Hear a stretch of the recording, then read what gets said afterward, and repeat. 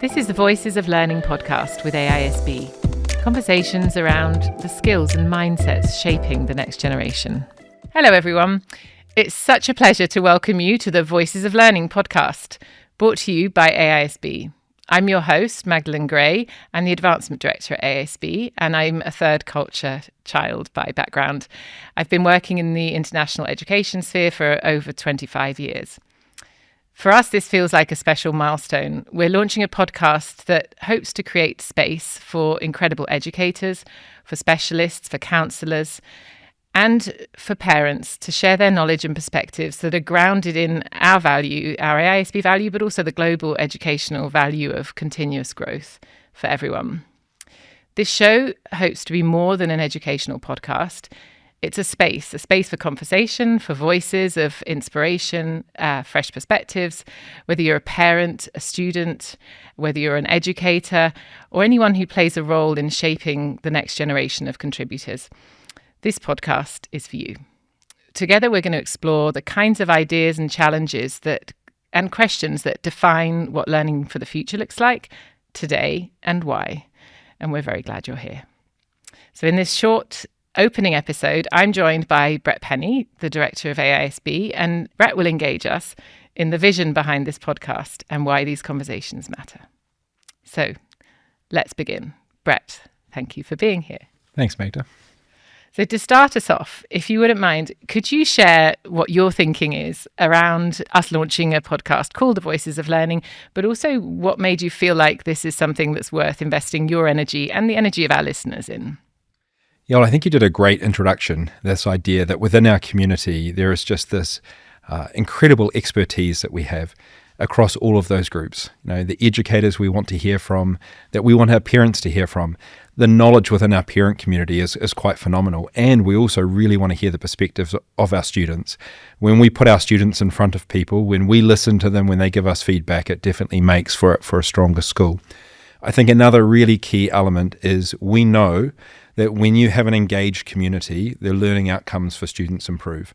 So if we can find ways to engage our parent community, our broader education community, and our students together, we know that it's going to be a much richer school for our students. So I think that's what's driving it, and I'm really excited about what the future of this is going to be. And what are some of those outcomes? What do you hope that our parents will take away, our students will take away, and even educated educational professionals? What do you feel like some of the takeaways could be from these dialogues?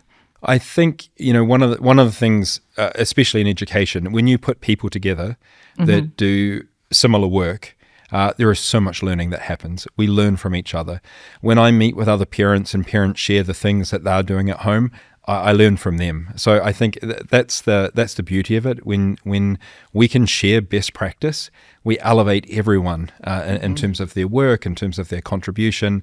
And I think too, we make so many decisions as parents, as educators. We need the student voice in that as well. Students know, they're the customer. They know what works and what doesn't, and we need to hear their voice through this as well.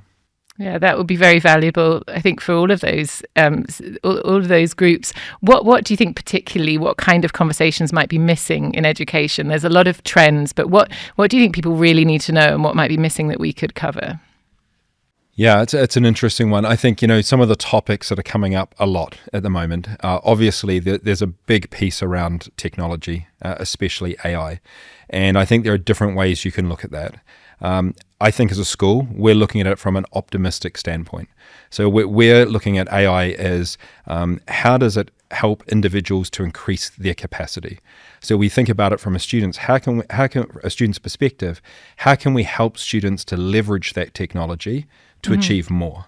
How do we use that technology to reach our highest contribution as individuals, and let it take some of the work that isn't maybe so necessary, but focus on the areas that truly matter. So that's a big piece. I think another really important conversation is around well-being and helping people to be at their best. And that is becoming, I think, increasingly challenging because society is changing at such a rapid rate. And so some of the things that maybe we grew up with don't exist now for students, some of the experiences. So we have to think about how do we have conversations around that? What's going to be most important for our community, for our students, for the future of our population. Interestingly, putting out well-being, because it's so talked about. Why does that matter to you personally? What's your relationship with well-being in amongst the educational context and the professional context as a topic for us to explore? Well, I think if you think about the amount of time we think about how do we achieve high quality learning in a school, that's not going to happen if a person is not feeling seen, heard, valued within a school. They feel safe. They feel at their best to contribute, that their needs are being met. So, you can spend a lot of time thinking about the best way to teach a student. But if they're not in that place of feeling really good about being here, the teacher as well, for that matter, the parent as well, the parent feels empowered, the parent feels successful in having the skills to parent well.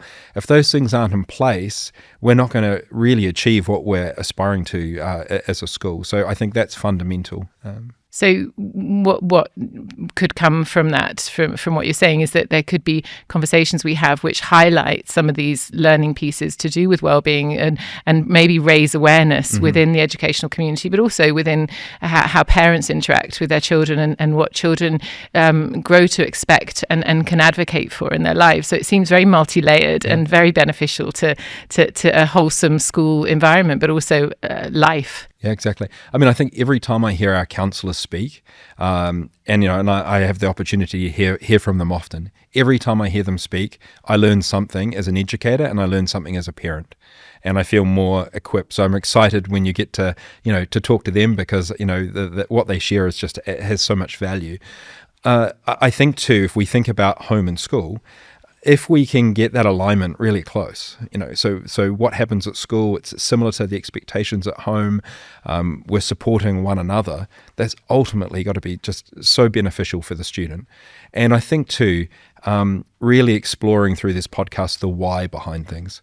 So if we're talking about technology, why is it important, especially when we're talking about young children, to have time off technology? And when they're off technology, what should they be doing? And what's the link between that and, say, something like resilience? How parents want us to help build resilience. Well, how does technology help and hinder that? I mean, these are the depth we need to get into and really explore what's going to be most beneficial for the students. So one of your takeaways then would be for people to understand that there should be a why, that they should always try and find that why, and then help to kind of process that a little bit deeper so that they find some resonance with themselves and that action. And that sounds like one really good takeaway from the podcast. Is there a particular mindset that you hope this, in an ideal world, that we could help shape with these conversations? Yeah, I mean, absolutely. And I think that links a little bit to our vision, future ready today. And I think underpinning that, it's a growth mindset. This idea that we're all learning. I'm a better parent today than I was yesterday. I'm a better educator today than what I was 10 years ago. And I hope that to be the case, and for everyone. And the way we achieve that is obviously continuing to question what we do, continuing to be open to new possibilities and new opportunities. Yeah. And so I hope that's comes through in the podcast as well. Fantastic. So helping our community, helping the community of parents, of educators, of students, and us to understand how a growth mindset fits into learning, but also maybe to look at that within a context of all of our other sort of achievable, all of the other requirements of school, which might be less growth fixed, but need a growth mindset to be able to succeed within that realm. So it's a lofty goal, but I think it's something that within this selection of conversations that we've got planned, I think we can really develop. Maybe one last piece is just to help connect that with our Future Ready mission. How would you see that playing out longer term within a student's life or within an educator's life or a parent's life? Like in terms of the growth mindset? For example. Yeah, I mean, I think if you look at it today in terms of, the way society is changing, and if you look at, conversations that are happening at the moment around how AI is going to, influence the job market, it really does mean that what students, the profession they may be entering into after university will continue to evolve and change. So if you have that mindset, you're going to be running with it. You're going to be leveraging every opportunity. You're not going to be the one that's left behind. And I think that's really important. That's what our parents are asking for. They're talking about students, building resilience in students so they can be adaptable. So I think it's absolutely crucial. We know it leads to higher levels of learning, more successful learners, and I think in the future that's going to be probably one of the things that underpins success more and more. Fantastic. So when you think about this podcast in the long term, Brett, what's the best possible outcome you hope it can have for students, for parents, and the wider community? So I love the title, The Voices of Learning. So plural, many voices of learning. And I think about it as our community. I really hope through this process we engage our community. We know that if we engage our community, the outcomes for the students are going to be so much stronger. If we have parents who are thinking about education and questioning education, contributing to what we do here at the school, it's going to be better. If we get the chance to hear from the incredible experts within our school on an incredible range of topics, that's going to be great for everybody. I know I'm really excited about that. And finally, our students. I really hope our students have a strong voice in this and that we can learn from them through this podcast. So we pride ourselves on our community here, and I hope this becomes a community endeavor, engages our community, and that we use this podcast as a way to question and to learn. Thank you so much, Brett. Thank you all for listening, for watching. This really is just the beginning. So thank you for trusting us with your time. In the first season, we'll be unpacking what future ready actually means. We'll be looking at it from different angles over the next few months with a various selection of specialists. And we're starting with a really big one. We're starting with a topic in our next episode. What does it really mean to be future ready? It's something that we've been exploring on all of our other channels, our social media channels, through our education programs. And we're very excited to be exploring that conversation with you now through this podcast. If you'd like to learn more about AISB, please do continue the conversation with us by looking at our stories and our various bits of communication we put out on our social media handles, Facebook, Instagram, TikTok, launching soon. And we also have a LinkedIn profile where we try and add a lot of the expertise in a little bit more depth.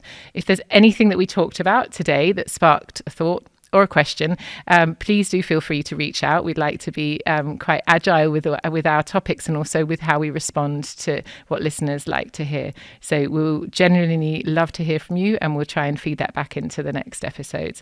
I've been Magdalen Gray, the Advancement Director at AISB, and thank you so much for listening.